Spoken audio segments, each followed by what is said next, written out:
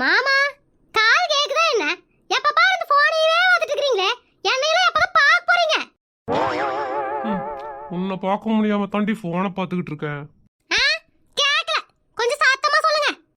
உப்பாத்தா முக்கியமான வேலை பார்த்துட்டு இருக்கிற, என்னன்னு சொல்லு. முக்கியமான வேலையா?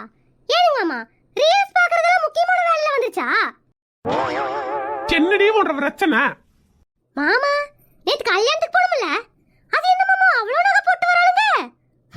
நானு ஒரே ஒரு செயின் மட்டும் தான் மாமா போட்டு போனேன். பாக்குறதுக்கே ரொம்ப கஷ்டமா இருந்துச்சு மாமா. ஏண்டி நகை போட்டு வரவளுங்களை எதுக்கு பாக்குற? பேசாம வர வேண்டியதானே? பாரு பார்த்துட்டு வந்து கஷ்டப்பட்டு இருக்க. நானே நகை போட்டு வர்றவங்கள பார்த்து கஷ்டப்படல, நான் ஒரு செயின் போட்டுட்டு போனேனே அதை நினைச்சு கஷ்டமா இருக்குதுன்னு சொன்னேன். ஓ அதுவா? என்ன அதுவா? அப்படியே அசால்ட்டா கேக்குறீங்க?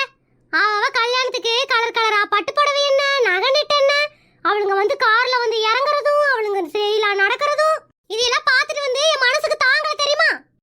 ஏண்டி அவனுங்க கிட்ட இருக்கு போட்டு வர்றானுங்க, நீயும் இருக்கிறத போட்டு போ. என்கிட்ட இருக்கிறதா? கவரிங் நகை கூட அவ்வளவு என்கிட்ட இல்ல. எத்தனை தடவை சொல்றதுக்கு மறமடிக்கு? உப்பாத்தா என்கிட்ட கோவப்பட்டு என்ன பண்றது? நீ என்ன அம்பானி மகனையா கல்யாணம் பண்ணிருக்க? ஆஃப்டர் ஆல் முனிசாமி மகனை கல்யாணம் பண்ணிருக்க, அப்புறம் எப்படி இருக்கும் வாழ்க்கை? பெருசால கனவு காணக்கூடாது முப்பாத்தா. ஓ அப்ப அம்பானி மகனை கல்யாணம் பண்றவங்க தான் நகை நட்டு போடணுமா? மத்தவங்கள போடக்கூடாதா? வீணா வெட்டி பேத்துல என்கிட்ட பேசிருக்காது முப்பாத்தா, தலை வலிக்கிற மாதிரி இருக்குது.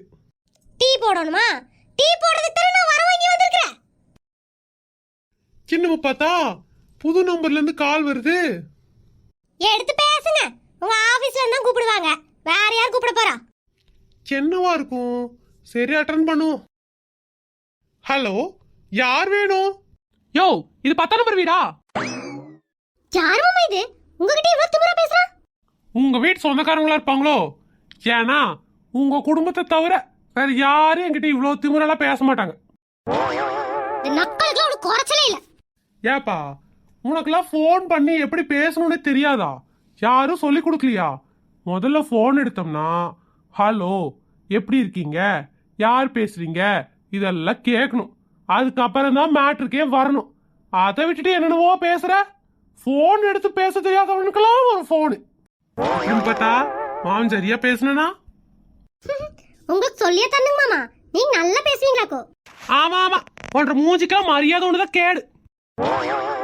சின்ன மாமா இப்படி பேசுறான். ஏ என்ன மரியாதையெல்லாம் பேசிட்டு இருக்கிற? யார் நீ, எங்க இருந்து பேசுற? அட்ரஸ் சொல்லு முதல்ல. யோ முதல்ல சொல்ல வந்தது உருப்படியா சொல்ல முடியா? எப்ப பாரு பேசிக்கிட்டே இருக்கிற. உனையெல்லாம் உன்ற பொண்ணாடி எப்படியா வச்சு சமாளிக்குது? எவாடி நம்ம மனசுக்குள்ளேயும் இவ்வளவு வேதனை இருக்குன்னு யாருக்கோ தெரிஞ்சிருக்கு. ஏ யார் நீ? ஓ நான் யாருன்னு சொன்னாதான் தலைவர் என்கிட்ட பேசுவாரு. நீ மட்டும் வெளியே வந்த கைய கால உடைச்சிருவனாக்கும். சின்னது கைய கால உடைப்பானா? ஏ யார பார்த்து கைய கால் உடைப்பாங்கிற? உன்னை பார்த்துதாயா? நீ எல்லாம் ஒரு ஆளு. மவனே நாளை பின்ன நீ சோறு மட்டும் ஆர்டர் பண்ண, சோத்துல வெஸ்த வச்சு கொண்டு தர. சோறா? சோறை எப்பப்பா உங்க வீட்டுல வந்து நான் சாப்பிட்டேன்? ஏன் மாமா என்ற சாப்பாடு பிடிக்காம வீடு வீட சோறு வைத்து இருக்கீங்களா? ஏய் ஏற்கனவே என்ன சுத்தி என்ன நடக்குது எனக்கு தெரியலடி, இதுல நீ வேற பேசிட்டு இருக்கிற. கொஞ்ச நேரம் கம்முனிரடி. யோ நீ நேத்து ஸ்விக்கில ஆர்டர் போட்டியா? ஆமா சார் போட்டேன். ஏன் சார் இனிமே ஸ்விக்கில எல்லாம் ஆர்டர் போடக்கூடாதா? நீ எதுல வேணாலும் ஆர்டர் போடியா, என்ன பத்தி ஏன் நீ கம்ப்ளைண்ட் பண்ற? நான் அப்படி என்ன உனக்கு பண்ணினேன்? என் மூஞ்சி நீ சரியா பாத்துருக்கியா? உன்னெல்லாம் என்னது உங்களை பத்தி நான் கம்ப்ளைண்ட் பண்ணனா? சத்தியமா நான் யாரை பத்தி கம்ப்ளைண்ட் பண்ற பழக்கமே இல்லைங்க. அப்படிலாம் பண்ற மாதிரி இருந்தா என்னைக்கே என் பொண்டாட்டி பத்தி கம்ப்ளைண்ட் பண்ணி அவளை வீட்டோட துரத்திருப்பனே. அப்படிப்பட்ட ஆளெல்லாம் நான் இல்லைங்க. வேணைய பொண்டாட்டிகிட்ட கேளுங்க. எவ்வளவு பிரச்சனை வந்தாலும் எனக்கு திட்டம்னா உங்களுக்கு தூக்கம் வராது. யோ டெலிவரி வேலை பாக்குறது எவ்வளவு கஷ்டம் தெரியுமா? வீட்டுல உட்காந்து ஆர்டர் போடுற உனக்கு எப்படியா எங்க கஷ்டம் தெரியும்? இன்னொரு தடவை இந்த மாதிரி யாரையாவது நீ கம்ப்ளைண்ட் பண்ணிட்டு இருந்த அப்புறம் ஆளை வச்சு தூக்கிடுவேன். என்னது ஆளை வச்சு தூக்குவீங்களா? சின்ன மாமா பேசிட்டு இருக்கும்போதே போனை கட் பண்ணிட்டான். சின்னடி இது புது பிரச்சனை. நான் யாரையும் கம்ப்ளைண்ட் பண்ணலையே. நேற்று சாப்பாடு நான் தான் ஆர்டர் பண்ணியிருந்தேன். ஆனால் சாப்பாடு வாங்கினது சஞ்சய் தானே. சஞ்சய்கிட்ட கேட்போம். சஞ்சய், சஞ்சய், ஏண்டா சஞ்சய், நேற்று நம்ம ஸ்விக்கியில் ஆர்டர் போட்டு சாப்பிட்டோம்ல, நீ ஏதாவது கம்ப்ளைண்ட் பண்ணியா? கம்ப்ளைண்டா? பா, அது ஸ்விக்கில சாப்பாடு ஆர்டர் போட்டுமே, அவன் என்கிட்ட என்ன கேட்டா தெரியுமா? என்ன ராசா கேட்டா? இவ்ளோ சின்ன பையனா இருக்கியே, சாப்பாடு வாங்கிட்டு ரிவ்யூ போட தெரியுமான்னு கேட்டான். சரி, அதுக்கு நீ என்னப்பா சொன்ன? ரிவ்யூ போட தெரியுமா நான் கேட்டேன். கம்ப்ளைண்டே போட்டு விடுறேன்னா உன் மேல கம்ப்ளைண்ட் கொடுத்தேன். ஐயோ, எனக்கு மயக்கமே வருதே. ஏங்க அவன் என்னமோ சொல்றான், நீங்க என்னமோ மயக்க வருதுங்கறீங்க. இங்க என்னதான் நடக்குது? இடி புள்ளை பேக்க சொன்ன பெரிய தொல்லை பேத்து வச்சிருக்கிற. சாப்பாடு வாங்கிட்டு சாப்பாடு எப்படி இருக்குன்னு ரிவ்யூ போடாம அவன் மேல கம்ப்ளைண்ட் போட்டுட்டு இருக்காண்டி. நாளை பின்ன ரோட்ல அவன் எங்கேயாவது என்ன பார்த்தா என்ன பண்ணுவான்? ஏண்டி, எனக்கு ஏதாவது நாச்சுன்னு என்னடி பண்றது? ஏன்டா சஞ்சய், உங்க அப்பா என்ன சொல்லிட்டு இருக்காரு? என்னமோ போட சொல்றாரு, அதை போட வேண்டியதானே? எது தேவையில்லாத பண்ணிட்டு இருக்கற?